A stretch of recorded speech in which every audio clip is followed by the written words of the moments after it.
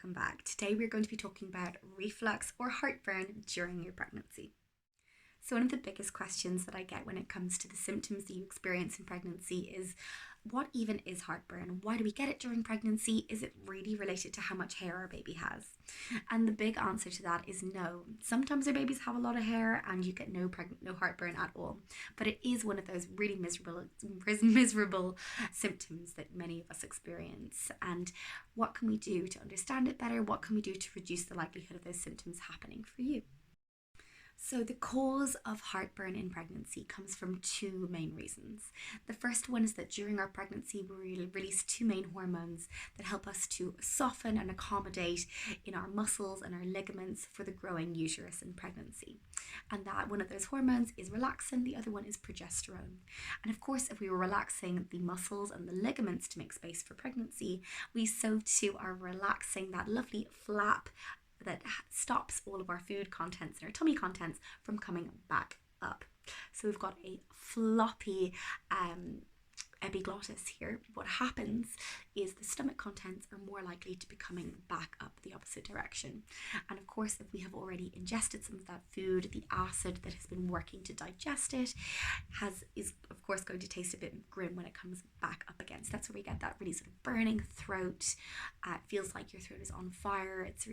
Can be really stingy. You want to be swallowing lots. Very uncomfortable. And the other reason, of course, for that is with a growing baby, growing uterus, with all of that lovely placenta and the fluid and the amniotic fluid and extra blood flow. That, of course, pushes on our stomach as everything is rearranged. All of our internal organs are rearranged. And with that extra pressure, the likelihood of your stomach contents coming back up again is much more likely. So now we understand a little bit about why that stomach acid might be coming back up again. What can we do to reduce the likelihood of that happening? And the first one, when we're looking at the reason for it and how we can reduce the likelihood, is to eat smaller meals and smaller portions more frequently. Of course, if we're eating a large meal with that extra pressure and the smaller capacity that we have in our stomach due to our growing baby, the likelihood of that stomach acid being forced back up the throat is much more likely. So if instead you can focus on eating smaller meals with smaller portions and more regular times during the day, you're going to reduce the likelihood of experiencing that heartburn. Tip number 2 then is eating not so close to bedtime. If you imagine how gravity can work against our favour when we are then going either reclining on the sofa or lying back in our bed, of course the likelihood of everything coming back up, and in particular that acid, is so much more likely to happen. So if you can, sip on a tea, chew some chewing gum, suck on a sucky sweet, or do something that is going to encourage the processing of your gastric contents before you go ahead and lie flat in your bed. Alongside with that tip, you might also consider upping your pillows. So if you normally only have one pillow, that instead you would add 2 or 3, and sitting a little bit more upright in the bed as you're falling asleep at night. That might also reduce the likelihood. They recognise there being a reduce in the symptoms if you were sitting 90 degrees or higher. So obviously you might want to be sitting upright, but you might sit upright while you're reading your book maybe, and then recline back a little bit further once digestion has taken place. So you will all know that I'm not a huge advocate of cutting anything out of your diet while you're pregnant or breastfeeding in particular. But when it comes to reflux and it being so very uncomfortable, you might find it helpful to keep a little bit of a notebook or a diary on certain things that you're eating that might be exacerbating your symptoms. When it comes to the evidence that supports cutting certain things out of your diet, the only things that come out tops with any sort of evidence behind them are spicy foods, because of the difficulty with digesting them, and caffeine, which has an irritant effect on the stomach lining.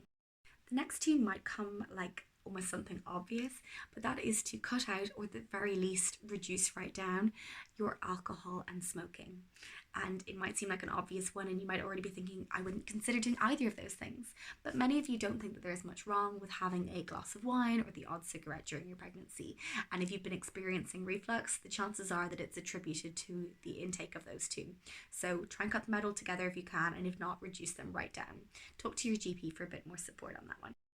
So now we're looking at our medications that can help. You have the option of either over-the-counter medication or prescribed medication.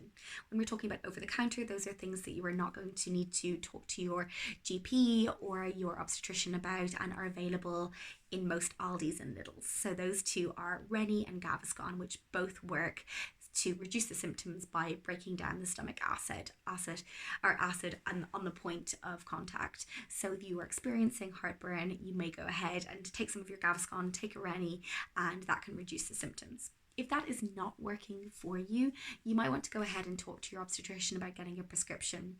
And the most likely prescription that they will give you is for a PPI, which is a proton pump inhibitor, which works to reduce the amount of acid in your stomach.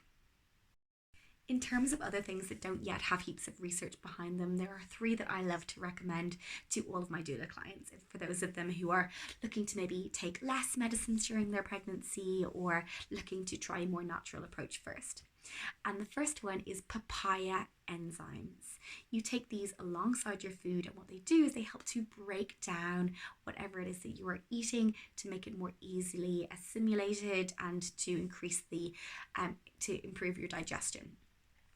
The next one then is a digestive tea. So you might consider something like peppermint or ginger to help you with the digestive process and to really sort of calm and settle the tummy maybe after a meal.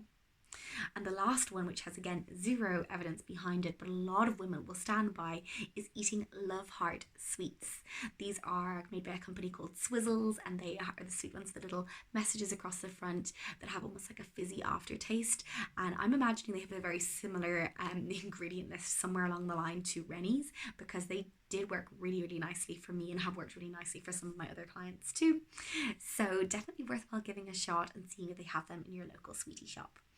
Let me know if there's anything in particular that you did that helped reduce reflux for you in your pregnancy. And I'd love to hear if you did experience an awful lot of reflux. Did you go on and have a baby who had a lot of hair?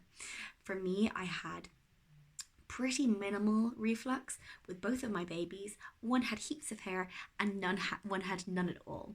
So for me, neither of those stood true. But I'd love to hear your experiences below. If you want to learn a little bit more about how you can feel educated and empowered in your pregnancy and moving towards meeting your baby, check out my complete empowered birth course that I will have linked in the description box down below.